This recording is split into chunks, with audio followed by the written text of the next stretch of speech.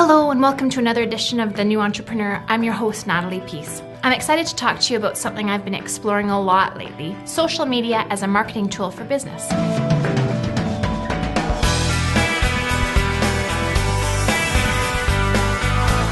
For teenagers and people in their 20s, social media is usually a major part of daily life. Twitter, Facebook, and blogs are just part of the social element of the web, where younger generations hang out and spend hours every day. For people who didn't grow up online, however, this world is often a strange and unfamiliar territory. And it can seem like a big waste of time for someone who wants to build a business. I would tend to agree with that if you're just playing around with social media. But if you have a strategic plan for using the internet, it can be a powerful marketing tool like nothing you've ever tried before.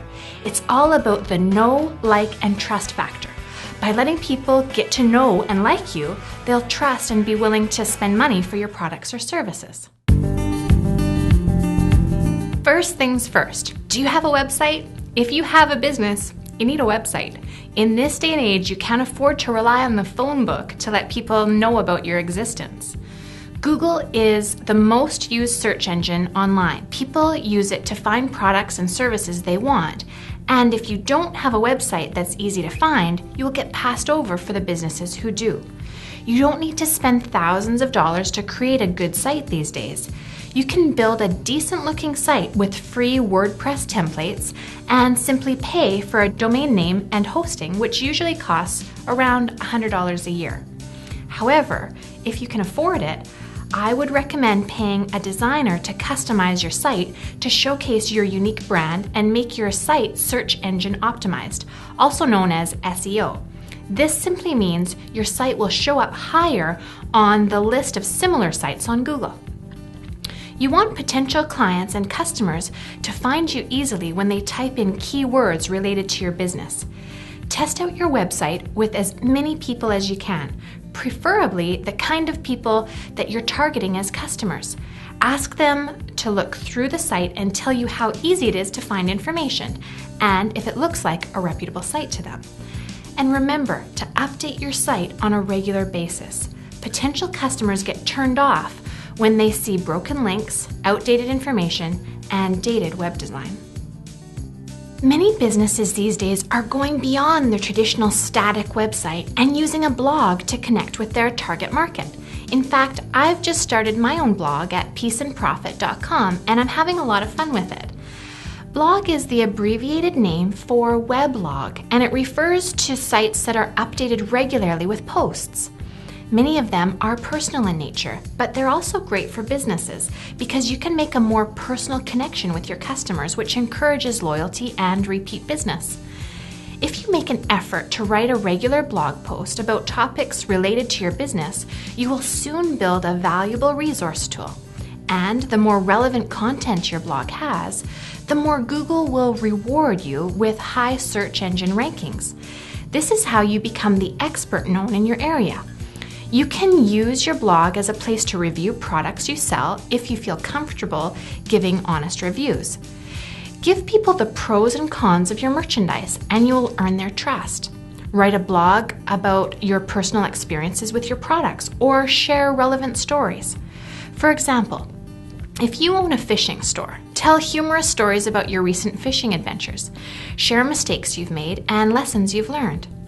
Take advantage of your local expertise too. Tell people about the best places to go fishing in the area, giving detailed information about local lakes, weather trends, and anything else people might want to know. The key is to think creatively about your site and offer your customers something extra special. The more valuable free information you give away, the more people will reward you with their business. When most people think about social media, Twitter and Facebook are the first things that come to mind, and for good reason. These websites are massive places where people connect in all kinds of ways. It can be easy to dismiss them as big time wasters, but if you're deliberate in your approach, you can take advantage of the broad reach these sites have. This is another area I'm starting to explore more. You can visit my new Facebook fan page and my Twitter profile by clicking on the links below. Google Plus is a new social media venture I haven't explored fully yet because it's currently in beta testing mode, but it looks like serious competition because it allows for ease of communication on so many levels, including video chat. If you do have a blog, you'll want to use Twitter, Facebook, and Google+ to let people know about your latest blog posts. But you should also be using them to tell people about your special deals, promotions, and contests that you're having. Remember, the key to being successful, though, is generosity. Always be giving as much free, valuable information as you can.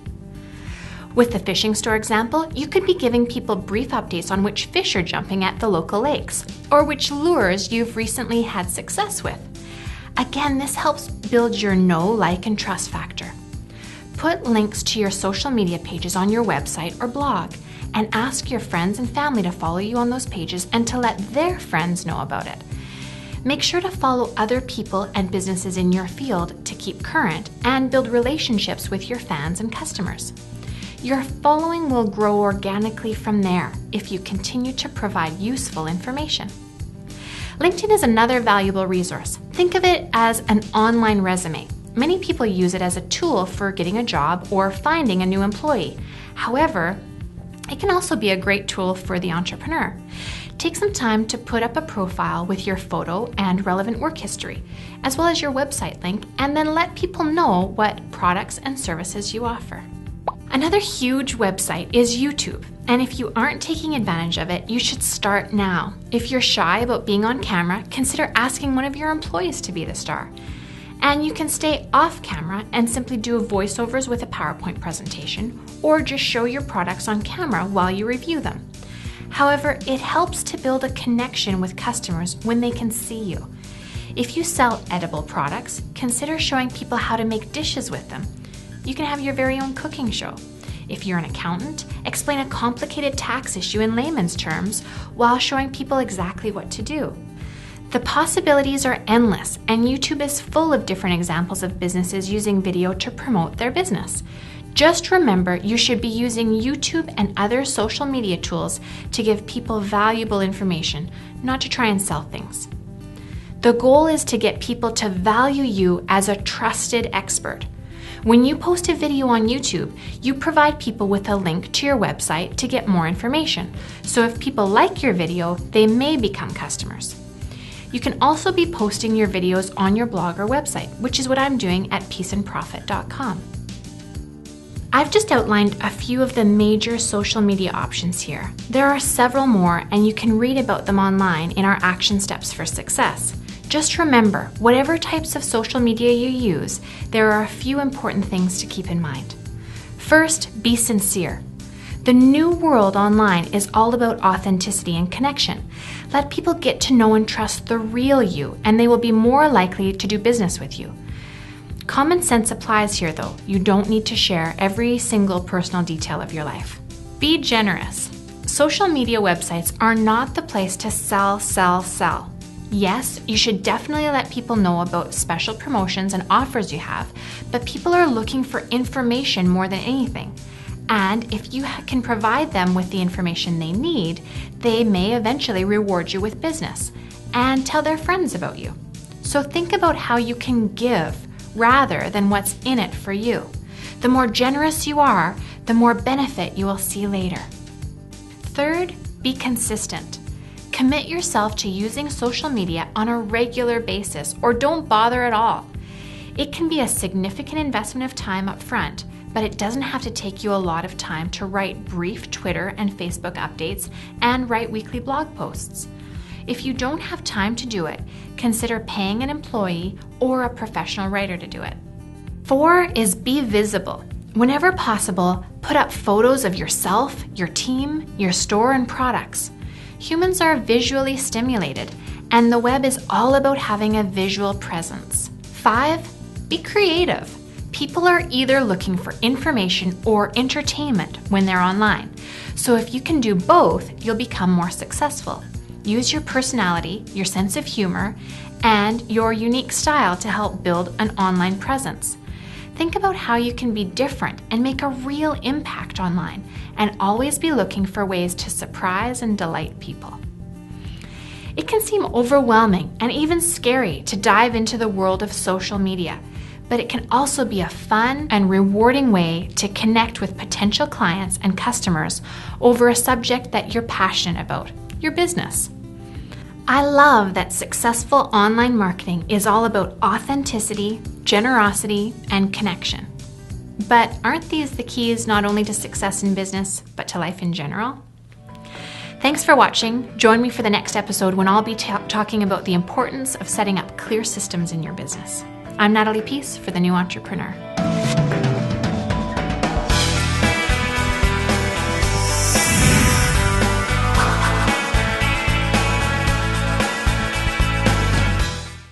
You want to do another camera angle change? Do you feel it? You want to do that last part one more time? Should I do all numbers? Can you rewind me, please? Thanks.